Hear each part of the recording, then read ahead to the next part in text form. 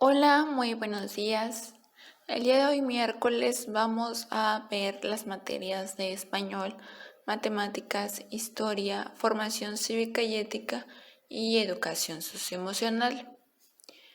Empezando con la materia de español y los textos informativos, recordemos que anteriormente buscamos información sobre un tema que elegimos en distintas fuentes de información. De estas fuentes de información, ya sea impresas o libros, vamos a utilizarlas para completar la tabla de la página 56 de nuestro libro de texto. En este caso vamos a analizar los elementos y las partes que contienen esos tres materiales. Si buscamos en 3 materiales o más, solamente vamos a utilizar 2 o 3 materiales que hayamos consultado. En estos 3 materiales impresos vamos a analizar si contienen portada, si contienen presentación o introducción, desarrollo, cierre, títulos, temas, subtemas, recuadros, fotografías, esquemas y gráficas. Si lo tienen, vamos a marcar con una palomita en el caso de sí. Y si no lo tienen, pues vamos a marcar con la palomita en caso de que no lo tenga. En este caso, recuerda, lo debes hacer con 3 materiales impresos diferentes. Pueden ser enciclopedias, pueden ser libros, pueden ser revistas, entre otros materiales. Muy bien, ahora vamos a iniciar un tema nuevo en la materia de matemáticas, en lo que es importante que tomes tu libreta y hagas los apuntes necesarios. Este tema es la recta numérica. Como podemos ver en la siguiente imagen, la recta numérica es una forma de representar a los números, no solamente números enteros, sino también fracciones o números decimales. En este caso, solamente vamos a ver lo que son los números enteros, es decir, de lo más sencillo. Debemos partir desde el número 0 y de ahí, dependiendo de la cantidad de números que vayamos a colocar en nuestra recta numérica o representar en nuestra recta numérica, vamos a dividirla proporcionalmente. Es decir, si vamos a ir de 10 en 10, cada pedacito de recta, por así decirlo, debe tener la misma medida. Por ejemplo, si de 0 a 10 tenemos 10 centímetros, entonces de 10 a 20 también debe haber otros 10 centímetros, de 20 a 30, 10 centímetros y de 30 a 40, 10 centímetros, es decir, de forma proporcional.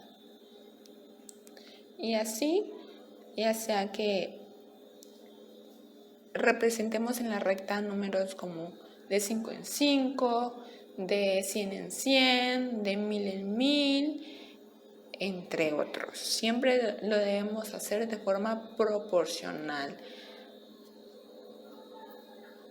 para que no haya equivocaciones. Por ejemplo, veamos en el siguiente caso, ¿qué número falta en la recta numérica si inicia con 50, luego 100, 150 y termina con 250? Así es, debemos escribir la cantidad 200 porque va de 50 en 50, es decir, es una forma de sucesión también de que va aumentando de 50 en 50. Y si podemos ver y darnos cuenta en cada parte, por así decirlo, de la recta numérica, por ejemplo, de 50 en 100, hay una cierta distancia que es la misma distancia que hay entre 100 y 150 y de 150 a 200. Es decir, es proporcional como lo había mencionado anteriormente.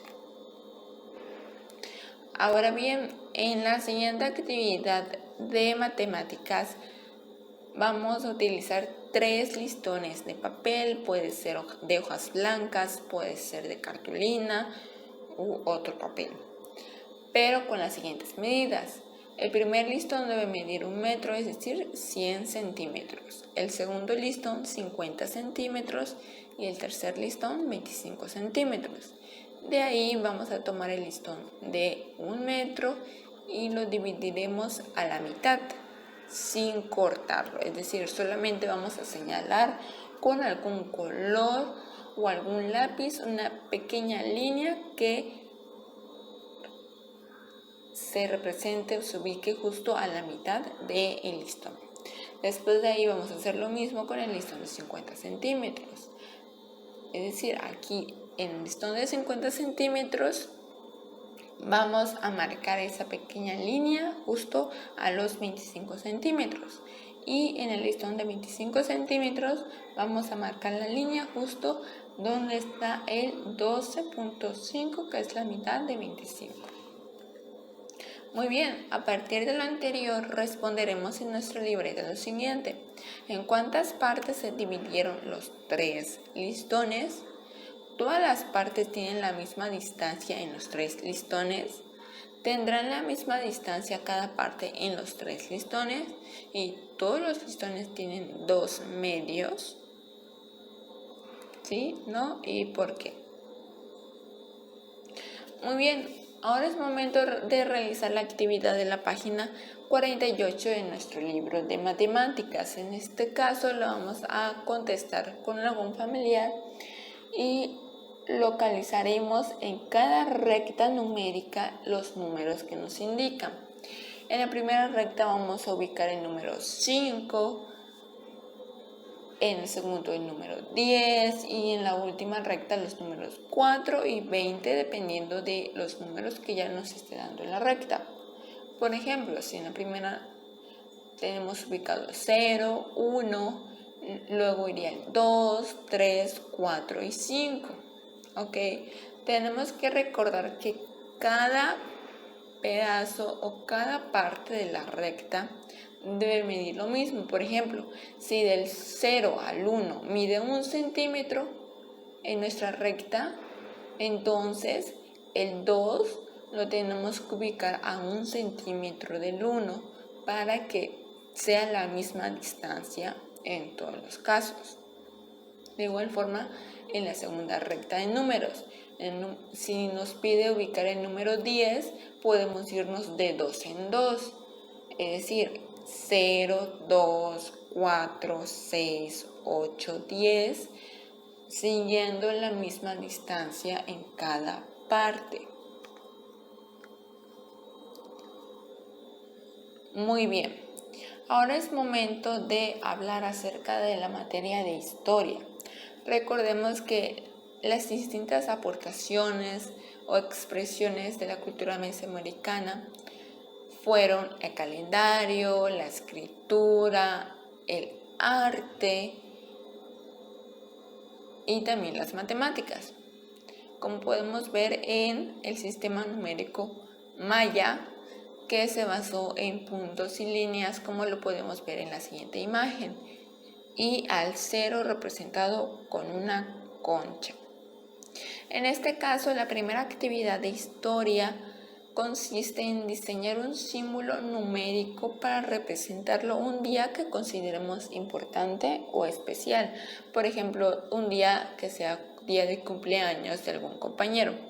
Vamos a dibujar ese símbolo en una hoja tamaño carta o bien en algún material de reuso. Y explicaremos su significado y qué representa cada elemento de ese símbolo. Ahora bien, en las páginas 62 a las 64 de nuestro libro leeremos sobre los tipos de calendarios que se desarrollaron, además de la escritura que tenían las culturas mesoamericanas. A partir de ello subrayaremos lo que consideramos importante para elaborar un resumen en nuestra libreta de historia, con el título Calendario y Escritura. En la siguiente actividad construiremos un códice eligiendo el material que gustes. Pueden ser papel, pueden ser hojas de árbol secas, y café en polvo diluido con agua para pintar. Este códice va a representar alguna escena de la vida que recuerdas con agrado. Ok, primero puedes hacer como el borrador con lápiz de tu dibujo, de tu códice, es decir, primero lo vamos a pasar a lápiz para después pintarlo sobre el material elegido, como podemos ver en el siguiente ejemplo, en la siguiente imagen de un códice.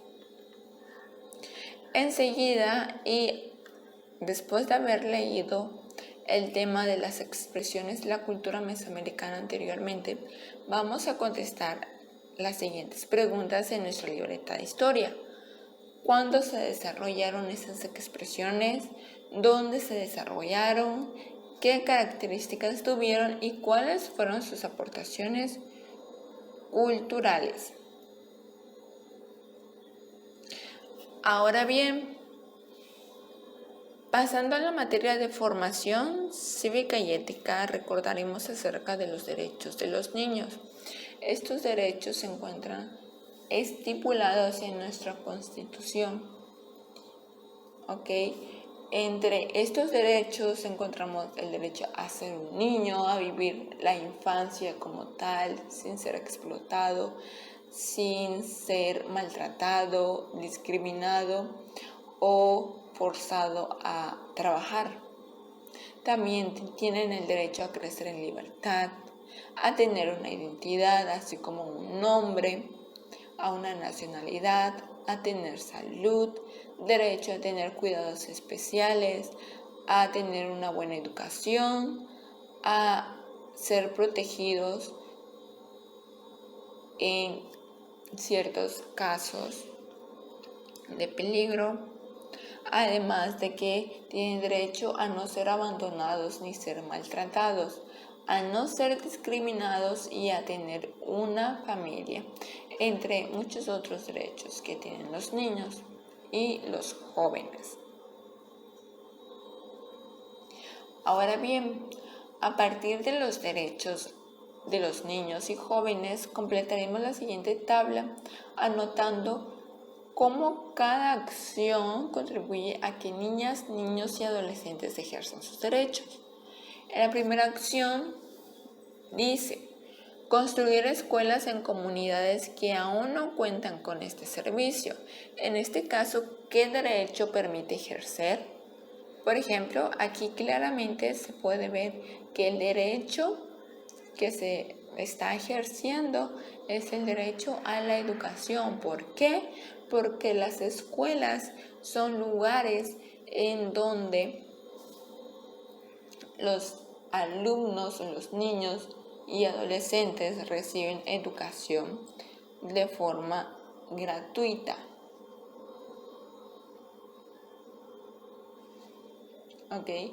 Y lo mismo vamos a hacer con las siguientes 4 acciones. Vamos a escribir qué derechos permiten ejercer y por qué. Ahora bien, en la siguiente actividad vamos a jugar en familia el tablero Participa, de la página 27 de nuestro libro de formación cívica y ética, en donde vamos a proponer soluciones ante algunas necesidades expresadas por niños mexicanos. Para esto vamos a necesitar un dado y jugar ya sea con uno o con 2 familiares. Muy bien, ahora hablaremos acerca de las emociones aflictivas. Recordemos que las emociones aflictivas son aquellas emociones de alguna forma negativas, como lo son la agresión, la envidia, la arrogancia, los celos, la depresión, la avaricia, el orgullo, la pereza, el egoísmo y la soberbia. Y estas emociones de alguna forma nos debilitan y nos hacen actuar de cierta manera que podemos dañar y lastimar no solamente a nosotros mismos, sino que también a los demás. Por ello, vamos a realizar las siguientes actividades. Primero completaremos la siguiente frase en nuestra libreta de educación socioemocional. A veces me cuesta trabajo reconocer que, por ejemplo, que me enojo muy rápido o que no tengo paciencia a mi hermanita, por ejemplo. Y enseguida identificaremos en familia emociones aflictivas como el miedo, la tristeza, la envidia, los celos, el enojo y la frustración. Y de esas emociones mencionaremos situaciones en las que se detonan, en las que se muestran o se expresan y qué reacciones tenemos ante esas emociones, qué reacciones tenemos en nuestra forma de hablar, en nuestra forma de expresarnos, en nuestros gestos, en nuestro cuerpo. Y vamos a escribir esas reacciones, es decir, vamos a escribir la emoción, situaciones en las que se detonan y la reacción que tenemos ante esas emociones.